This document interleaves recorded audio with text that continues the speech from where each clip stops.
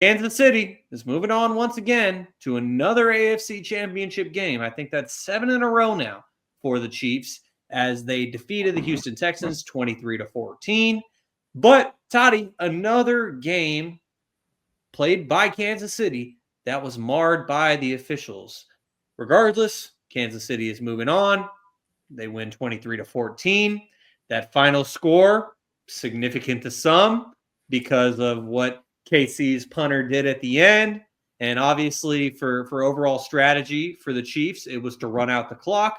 But Toddy's smirk indicates there were plenty of people who picked the spread in this game who definitely were happy with that play. But overall, Toddy, the Chiefs are moving on to another AFC Championship game as they beat the Texans 23-14. What did you think of this one overall? I had the Texans plus 9.5 in this game, so obviously I was stoked by that. I was floored when I turned the game off after they missed the field goal, which was a chip shot, got blocked. So I turned the game off in disbelief, agony, anger, whatever emotion you want to describe. And then just to figure out that the kicker ends up running out of bounds, and I was like, there's no way. I couldn't believe it. As far as the game goes, I think I saw a stat that said that the Texans outgained the Chiefs by like 100 yards, and they lost. I think that they're the first team in playoff history for that ever to happen. I think the Texans they had good drives that were killed by penalties, holding calls. I think they had a couple of legal procedures. That were drive killers for them. CJ Stroud was using his legs. A lot of people kind of forget that he can actually run. He's more of a true pocket passer that can actually use his legs and run. And you saw that a little bit at Ohio State, especially in that Georgia game back then. And people were like, what? CJ Stroud can run? And then, he's displaying it a little bit in the playoffs here in the NFL. So, obviously, CJ Stroud's fighting with one hand behind his back. Doesn't have Stephon Diggs, doesn't have Tank Dell. You're going into Kansas City, one of the toughest places to play, especially in the playoffs. And you got to go out there and try and get a victory. I thought the Texans defense played pretty well. Forcing field goals, wasn't really allowing too many touchdowns. The Texans offense couldn't really get it going. I thought Mahomes did what Mahomes does. I mean, the touchdown passes to Kelsey, it's just, what can you do? That's just what he does. I thought that the refs definitely did help them in a bunch of places. On third down, it was like third and long, and they called roughing the passer on Will Howard, or not Will Howard, Will Anderson Jr. And when you watch the replay, it's kind of like, what are we looking at? You even heard in post-game press conferences from Joe Mixon, from even D'Amico Ryans, they were like, it's us against everybody. When you're going to Kansas City, you know what it's going to be like. You're playing two different teams. You're playing the Chiefs and you're playing the refs. I mean, I'm not going to say the refs didn't help them, but I do think the Texans had opportunities to score touchdowns and they weren't able to do so. So, I think the Texans overachieved, honestly, especially when they lost Tank Dell and when they lost Stephon Diggs. For them to get a playoff win a week ago was kind of, astonishing to most of the world. And for them to kind of, be within a score against the defending champs, you're like, okay, CJ, we know you didn't have the greatest year. Some people will call it a sophomore slump, but he ended up winning in the playoffs. And if this is CJ Stroud's floor, this is a lot to really look forward to. I mean, if the floor is a playoff win and you get a chance at the divisional round, you'll take that any day of the week. So I knew that I'm pretty sure all of us picked the Chiefs to win. But the margin of victory got a little bit close at the end, obviously. So that's why I thought the spread was way too high. Like 8 was a lot. And the Chiefs weren't really good at covering those spreads 6 or more. Saw a stat that they were like 0-7 or something when their spread was like above a touchdown, basically. So they're moving on again to what some people call the Chiefs Invitational, and that is the AFC Championship game. So Hats off to D'Amico Ryans, former Niners defensive coordinator, on a good year, and the Chiefs are moving on once again. Yeah, the AFC Championship, formerly known as the Patriots Invitational, now rebranded to the Chiefs Invitational. And Toddy, just to follow up on the point that you made about Joe Mixon and members of the Texans talking about how anytime you play the Chiefs, you're also playing the Zebras as well in the referees. It's almost like we've been saying that as 49ers fans for 5 years, since 2020 in that Super Bowl that was. And back then, we were called crybabies and sore losers and this and that. When there's that photo, it's an iconic photo at this point of Nick Bosa being held, and now that it has continued for 5 years, it's like, oh, I guess we might have been justified in saying that. And I'm sure Kaz might have his gripes with the Chiefs as well from his Super Bowl, but. Kaz, just focusing on this game that was between the Chiefs and the Texans, just what were your thoughts on the game itself? Like you said, we all picked the Chiefs to win. Mahomes lives in the AFC Championship. I don't think he's missed a single one since he's been a starter. And, of course, they're looking to do that three-peat. The Texans are too hurt right now. They're in Arrowhead. It's cold. I think there's a little bit of snow too as well. Not mistaken. If there wasn't a little bit of snow, it probably was later on that night because the whole Midwest kind of got hit with some strange little weather clouds. But yeah, the only thing I really noticed that really bugged me was just they didn't really try to change things up with the Texans offense. You don't have Tank Dell, you don't have Stephon Diggs.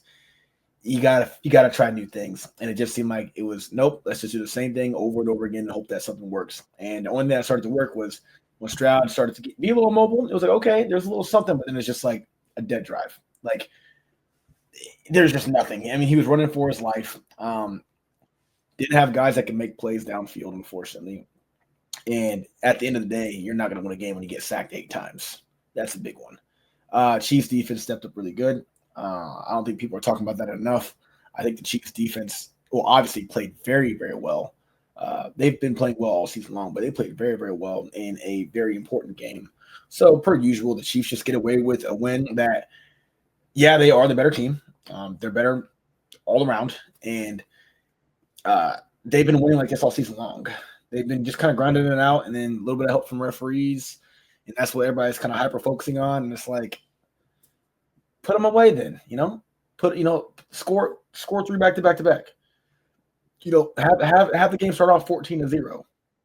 It was like 10-13 for a little while or something like that. It was like a weird score for a little while. And then all of a sudden, the second half comes around and they start to do things. Kel starts going off.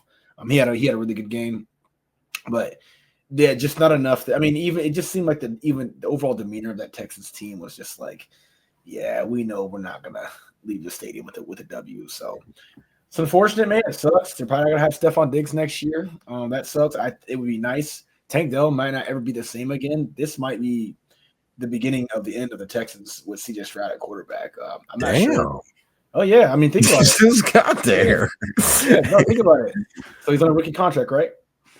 Okay. If you got guys like Tank Dell, who's also on the second year, no Stephon Diggs. They built this team up to make a run.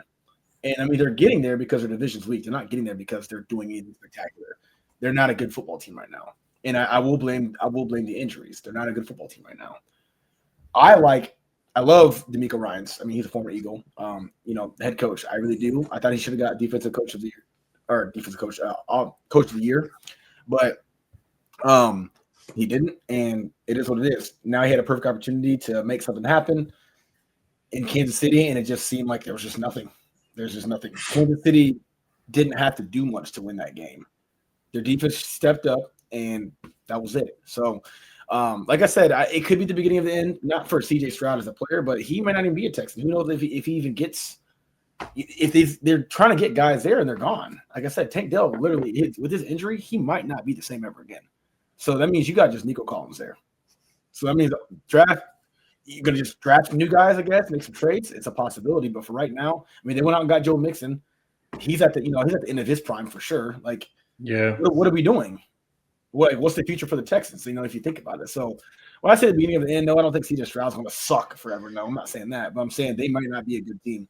And if you look at that division, the Colts are maybe a step or two away from being a contender. I mean, they were kind of they've been fighting. They were right there up until the very end for the most part. They wouldn't have made the playoffs, but they did have an opportunity for a little while.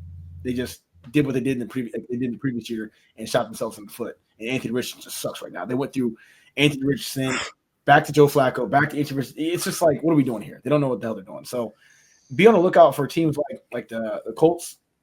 I don't want to say the Jaguars because as long as Trevor Lawrence is there, they're not going to win anything. But I mean, they got a guy there, Brian Thomas. Like he, say he turns out to be a force to be reckoned with in a division, and they start winning a few games down there. So I mean, there's some decent like rosters in the NFC South or in the AFC South that could make a surge forward. And the Texans right now look like they're not there. Like it looks like they made an attempt. And this was the attempt. I mean, what more do you need to do? You went out and got Diggs. Tank Dell became a guy. Nico Collins was the best receiver in the league until he got hurt. So it's like, what's next? So I don't know. It's kind of sad. I'm going to continue to cheer for CJ Stroud, but I don't believe that this Texans team is going to be a force. I think this was their time. So unless Tank Dell comes back and he's the same Tank Dell after completely blowing his knee up in a way that's, I mean, I looked up the reports. Like, it's not a regular break. Like, he just kind of tore it. No, everything's completely blown up in his knee. Like, bone shifted completely away from the knee. Okay, we'll see. As a former athlete, I'm telling you, some of these injuries are unfortunately career-ending. He may not be done forever, but he may not be the same ever again. So it just depends on what they do. This offseason is going to be all telling. Yeah, and Toddy, as harsh as that may sound, when you're looking at things realistically as Kaz is, as far as the Texans being Super Bowl contenders, their window might have been real short and it may have been negated by injuries. CJ Stroud is a piece that you can build around for the next 15 years, but that doesn't mean that everything around him is going to be the same. And talking about Joe Mixon is 29. And so he is right at the end of his prime. So much so that I traded him away from my dynasty team this year because I'm like, all right, he's almost 30. Running backs have zero value once they hit 30, unless your name's Derrick Henry. And so for the Texans as presently constructed, this might have been their window. I mean, you keep CJ, Nico Collins, Will Anderson long-term, and obviously our favorite player, Mr. Stingley. But other than those guys with D'Amico Ryans, it's like this might have been their window. And so as harsh as it may sound, I think Kaz is being realistic and he's correct. And it's tough being. I think you guys are kind of screaming at clouds a little bit. This is CJ Stroud's second year in the league. You guys Kaz literally mentioned the dysfunction of the AFC South with the Jaguars. I don't even think he mentioned the Titans because the Titans are so god awful. Like it's like, okay. And then you got the Colts, and the Colts don't know what their quarterback situation is. So CJ's probably going to run this division for years to come. You have a young stud coach in D'Amico Ryans, who's also in his second year coaching, going into his third year. This is something that you just have to retool. I mean, you still can build around CJ Stroud. I get that you'll have to pay him in a couple of years, but that's for he still has 2 years left on his rookie deal. So I'm not here to jump off of the CJ Stroud train and say, the window's closed. It's the second year in the league. We're jumping off the bandwagon already. Like, it's second year. He's been in the playoffs twice in the first 2 years of his career. And he's won playoff games in both of the years. So I get it. You guys are saying, Tank Dell, this, that, and the third. As presently constructed, like the core that they have manufactured is not going to be the core that wins. Jump off this bandwagon already. Like, you got a young star quarterback in CJ Stroud who you can build around and definitely retool this roster. Yes, you lost Tank Dell, and yes, you lost Stephon Diggs, 2 guys that you were hoping to count on late in the playoffs. And who knows, if these guys were playing in this game, things could have been a whole lot different.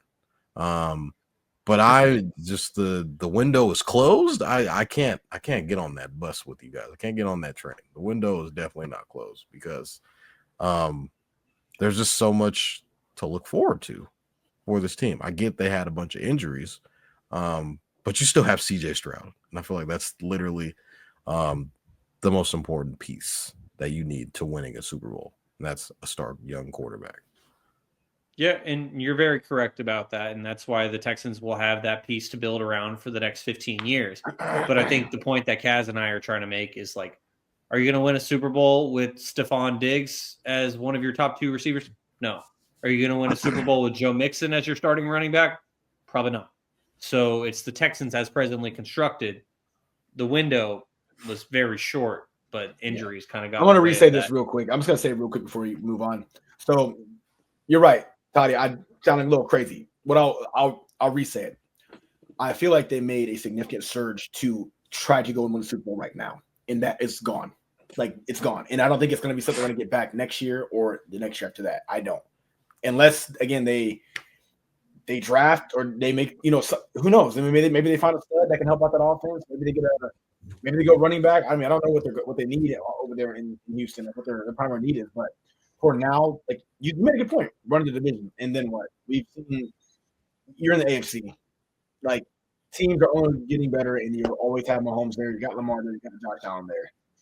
You're not going to do anything in the playoffs, probably, most likely. You do have to look at the fact that people do want to go to Houston. There's no state tax. Obviously, you have CJ Stroud. Guys are going to want to go play in Houston. I feel like that's a plus for them in free agency and just going forward. A lot of people don't want to go to certain places that have, obviously you could have like, go to Kansas City. It's Patrick Mahomes. But do you want to live in Kansas City? I feel like that's something to definitely look at. I'm not saying that people wouldn't want to go play with Patrick Mahomes, obviously, but I feel like there's a lot of stuff that goes into where you're situated, like your division, obviously, where things stack, how good is your team, all of that plays a factor into it. So that's just another plus I would say for why. We'll see. I mean, I could be jumping the gun early, but I just thought this was like a power move, and that this was supposed to be something significant, and unfortunately, it's gone like that. That's all. So we'll see. Maybe they find somebody next year or the next 2 years, and they're even in a better situation. That's possible. I'm kind of on what you're on for, but just a different team that ended up losing this weekend.